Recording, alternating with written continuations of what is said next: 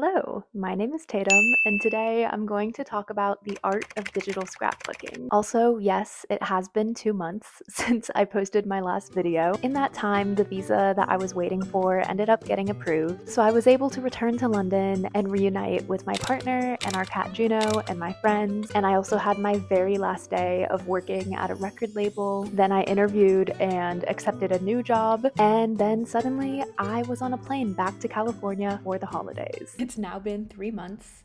So sorry about that. Love y'all. I hope that I'm using the microphone correctly this time. Also, I only want to use YouTube for fun, so I'm trying to put little to no pressure on actually filming and putting out videos on a consistent basis. But I would just like to say thank you to everybody that has watched my last 2 videos. I am eternally grateful for anyone and everyone who has tuned in. Also, this time around, I did write a script, so hopefully this video feels a little bit less chaotic, but I probably will be going off script, knowing myself, like I am right now. Okay, let's get into it.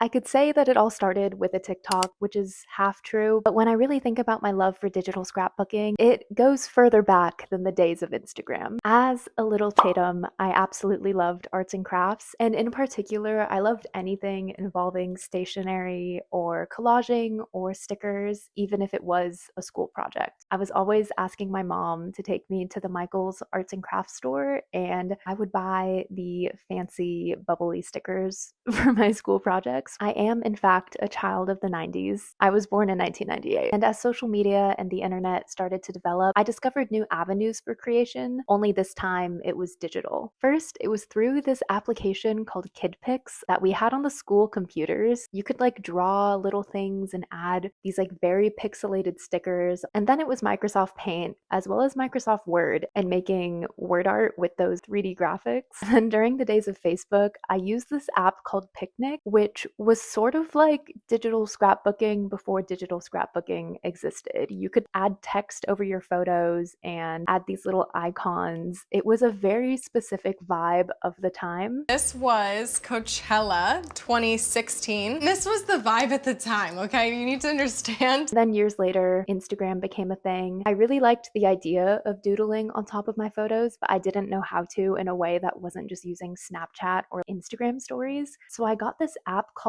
Atom Draw, and I attempted to draw on my photos just using my phone. And then finally, in 2018, I have no idea what compelled me to do this, but I bought and downloaded Photoshop. I genuinely had no idea what I was doing or how to use it, but I knew that I wanted to make mixed media collages. Some of my first ever edits, or rather attempts at edits, were questionable at best. At the time, I posted these to my Instagram with no shame. I was like, wow, I'm so cool. I'm adding stickers on my photos. This looks so sick. And obviously, looking back on it, I have no idea what I was thinking, especially with this photo of glitter on top of my friend's face. What was that? But I like to think of them as a gentle reminder that we all start somewhere. During my last year of college, I continued to teach myself how to use Photoshop, and then the year after that, I received my iPad as my college graduation present, which I asked for specifically because I wanted to use Procreate to doodle on top of my photos. And me wanting to doodle on top of my photos was mainly because of Ashley, aka Best Dressed. She had these little title cards on the transitions in her videos where it was her handwriting and it would kind of float around. And I thought it was so cute and I wanted to emulate that vibe. And I concluded that the only way I could do that was with an iPad. So I got one. And honestly, it's one of my favorite things that I've acquired in my 20s. So once I had my iPad, I was like, wow, I am going to doodle on top of all of my Instagram photos, and that's exactly what I did. And I kept experimenting with Photoshop and slowly figured out how to use different tools. It's kind of like learning a new language, and I feel like even now I'm still learning. And later in that year, in 2021, was when I moved from California to London. And after my first few weeks of being there, I decided to make this little I moved to London Instagram post. And I'd like to think that that was the beginning of me finding my sort of digital scrapbooking editing style. I continued to make and post these scrapbook themed edits to my Instagram, sort of just showcasing my life in London month by month. And then that following January in 2022, I posted this TikTok.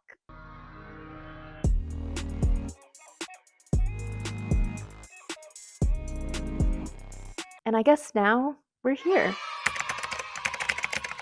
Inspired by my writer friends Tara and Stacy, I have made a comprehensive diagram of what makes a Tatum design. My style has evolved over time, which I think is quite natural, but this is more or less how I would define it. My digital scrapbooks usually have some sort of unifying theme, and that theme is what I will center the aesthetic around. For example, going on holiday, like this carousel I made when I went to Greece over summer, or going to an event like this one I made after going to Harry Styles' concert a few years ago, or a season like my fall carousel, or a birthday, which sounds self-explanatory, but I thought I would mention it anyways. I make monthly mood boards on Pinterest of anything that happens to be calling to me, and I also follow and consume content from creators and artists and brands who inspire me. And in mine and my partner's room, I do have what I like to call my Tatum corner, which has artworks and trinkets and my journals and some books and other things that make me happy.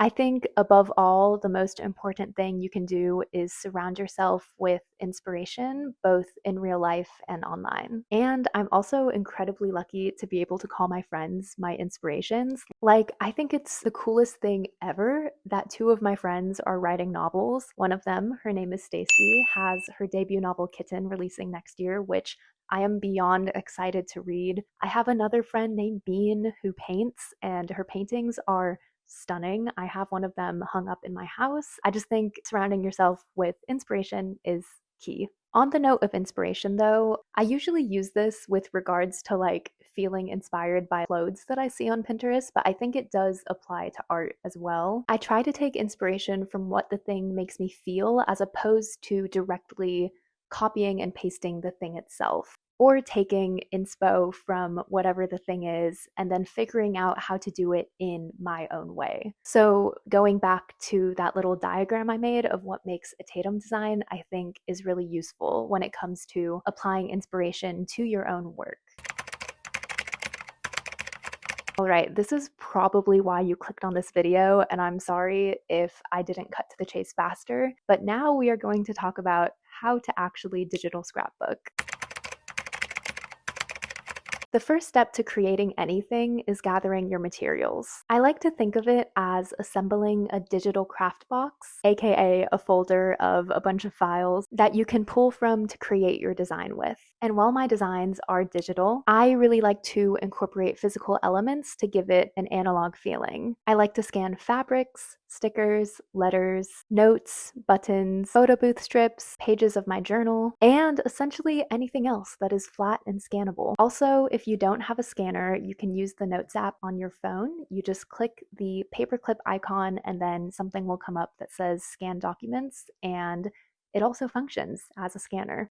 And if you don't have any physical materials to scan, that's totally okay too. Websites like Pinterest, Etsy, and Creative Market all have loads of digital assets available. I'm going to insert a reel that I made about Pinterest search terms that I use to find little elements for my digital scrapbook posts. My name is Tatum, and I treat my Instagram like a digital scrapbook, and today I'm going to tell you the different Pinterest search terms that I use to find cute little elements for my edits. For backgrounds, I'm very inspired by fabrics like the scarf I'm wearing right now. I will usually just search exactly that, blank fabric. For example, striped fabric, tartan fabric, gingham fabric, polka dot fabric. You get the picture. I just really prefer using fabric because you can sort of feel the texture on the photo as opposed to a flat image. And then for little cutouts like washi tape or paper clips or ribbons, you just want to add the word PNG to the end of your search because a PNG is basically a transparent file. Quick disclaimer that adding PNG to the end of an image will not always give you an actual PNG, but adding PNG does help you yield stickers that make it a lot easier to remove the background from. So yeah. And when it comes to stickers, I really love a shiny sticker. So to get shiny stickers to show up, you would use the words holographic or pearlescent. And I also really love using vintage stickers. A popular vintage sticker manufacturer is called Sandylion. So I'll usually search vintage Sandylion blank sticker for whatever I'm looking for. If I wanted an old fuzzy teddy bear sticker, I would search vintage Sandylion teddy bear sticker. And then some other elements that could be useful for you: ribbon PNG, bow PNG, a Polaroid frame because who doesn't love a Polaroid frame, paper textures to overlay and make your design feel a bit more paper-like, letter beads, and you can also search letter beads months of the year. Sometimes someone has already spelled out the word that you want to spell out. Also buttons. I know I pronounce the T's really harshly in that word. Don't judge me. I also love a vintage stamp. There's some really cool scans of vintage Moomin, Miffy, and Hello Kitty Japanese stamps, and I've used those on my edits before. And similarly, right now, I'm really loving using pin badges on my photos, so I'll search on eBay or Pinterest or even Google vintage I Heart London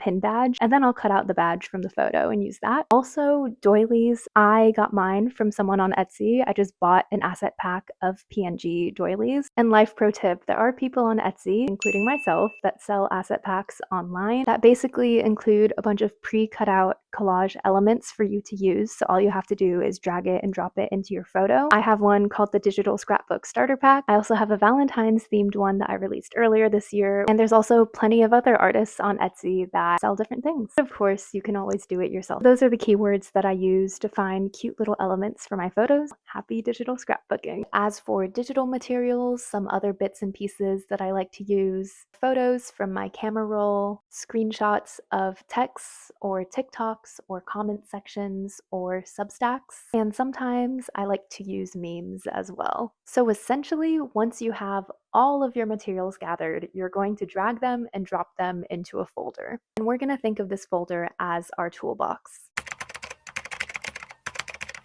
This is the point in this video where I am going to tell you that this is indeed a Photoshop tutorial, but I have seen loads of other creators do this on Canva as well. There are also digital scrapbooking apps. I personally think that the magic is within the creation process, and using an app sort of takes away from the whole process of finding your materials and making the scrapbook post. But that's just my opinion. So for my scrapbook posts, they're usually in one of those continuous carousels that smoothly swipe over, if that makes sense. So using Photoshop, here is how you're going to set up your project file to achieve that.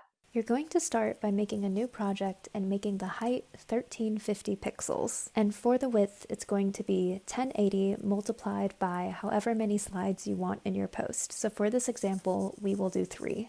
And then once you have your project open, you're going to want to make sure that the rulers are visible. And then using the Move tool, you're going to drag out each margin to be 3.6 inches apart. And each of these is going to be a square in your carousel.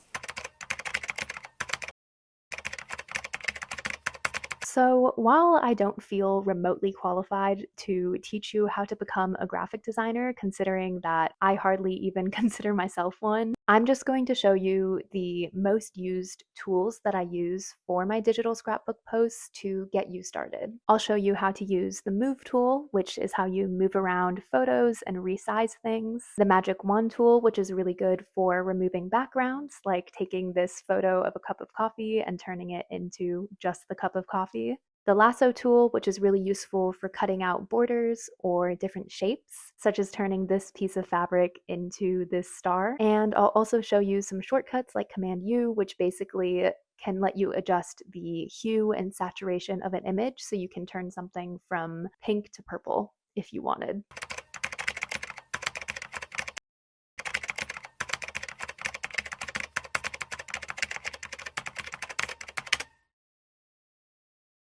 Hello, so I'm going to teach you how to use the Move tool. The Move tool is that icon with the 4 arrows in the top left corner, and it's one of the most essential tools for making anything in Photoshop. It basically allows you to move around and resize the icons or images in your edit. The layer in the bottom right-hand corner will correlate with whatever you are trying to resize or move around.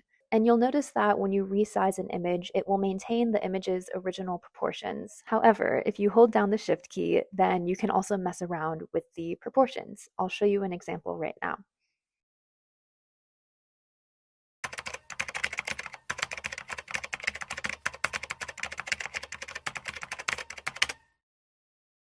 So now we're going to talk about the magic wand tool, which is really useful for removing backgrounds from images. In this example, I'm using a sticker that says Snoopy for President. Select your magic wand tool, which is that magic wand icon. Sometimes you can just click within the white space and it will automatically select everything that needs to be deleted, aka the white space. However, since this is a lighter color image, you'll see that when you press the white space, it's also selecting Snoopy, which means that if we click delete, we'll lose bits and pieces of what we want. So instead, we're going to do the alternate option, which is clicking select subject. You'll see that when you click that button, it will do the work for us. Then you're going to click on select and mask and then make your output a new layer. And there you have it. You got a sticker. I've also added in this photo of a ribbon, and I'm just going to show you guys how to remove the white background from that using the click and delete method. You'll see that I just click within the white space. It automatically selects everything that needs to go, and then you just click delete. And sometimes a message will pop up saying that you can't delete anything from the image because it needs to be converted to a smart object. All you have to do is right click and then do either rasterize layer or convert to smart object, which makes the file a bit more editable. That's a crazy word, editable.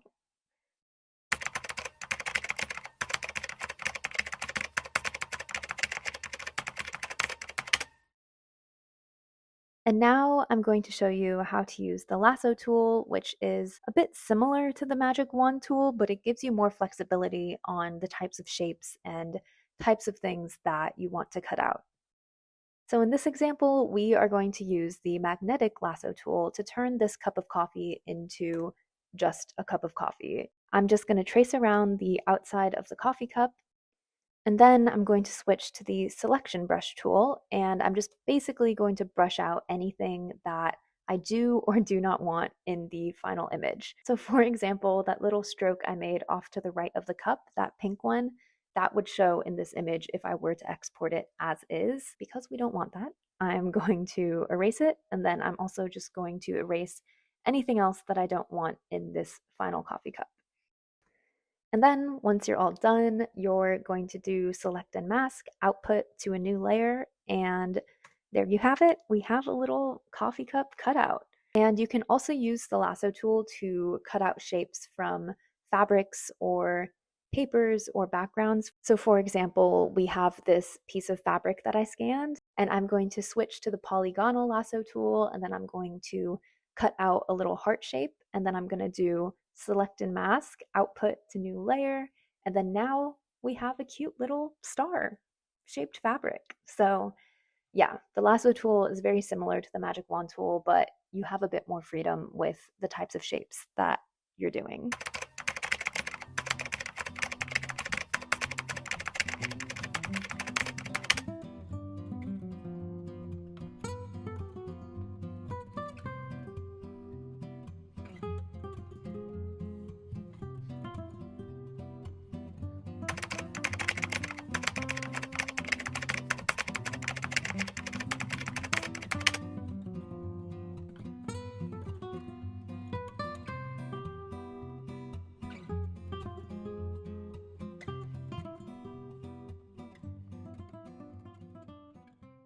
I totally skipped over the part where I was supposed to teach you how to doodle and add your handwriting to your photos, so I'm going to insert a TikTok tutorial that I made that explains that, and I'm sorry.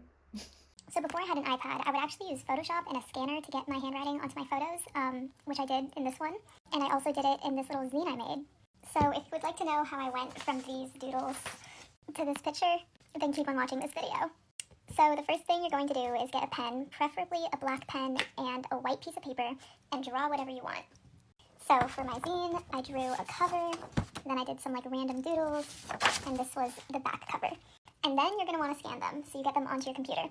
And if you don't have a scanner, you can use the Notes app by clicking on Scan Documents and then putting it in the view like this, and then take the picture and it'll save it as a scan. Then you're going to open a new Photoshop file, drag in your scan, and then make it however big or small you want it to be. Then you're going to click on the magic wand tool or press W, and then click on basically any white space on the paper, and then press delete. And basically this is just getting rid of all of the paper, so it's just the doodles. It makes it a little bit easier to make the background hidden, and then you can zoom in and use the same method to erase any of the gray paper on each of the doodles, which it takes a while, but it does the trick. And then eventually you will end up with a PNG of your doodles. And then after that, you can use the doodles and drag them over whichever picture you want, or you could do your handwriting or whatever vibe you're trying to achieve. So that is how I get my drawings from paper to picture. I hope you enjoy. Now that you have the basic tools that you need to get going, and now that we've all watched that wonderful TikTok I made in 2021, here's how you're going to export your projects. So to export your final project, you are going to use the crop tool, crop to each individual slide, and then export it as a PNG image. And then once you have done that for each of the slides, you will have a continuous carousel that swipes through seamlessly. Also, I would just like to throw out there that I am completely self-taught, and there might be a better and easier and more straightforward way of doing this, but this is just personally how I've been able to create my post. This is what's worked for me over the years. And there you have it. There is the art of digital scrapbooking. I hope that was helpful for anyone who was curious about my history in digital scrapbooking and how I create my posts. If you have any questions about anything, feel free to drop them in the comments. Obviously, there's so much more to it than just a few tools. I hope that this serves as a good jumping off point for unlocking your creativity and creating some posts. And if you do end up creating something, feel free to send it to me on Instagram because I would love to see. Happy digital scrapbooking. And if I end up posting this before the new year, I hope you had a lovely holiday season. And if I'm posting this after the new year, then happy new year. We'll see when I share this. And because this is my YouTube channel, I'm gonna post my little daily fit check in the outro. Thank you for watching. Here's half a hand heart because the other half is holding my microphone. Anyways, see you next time. Bye.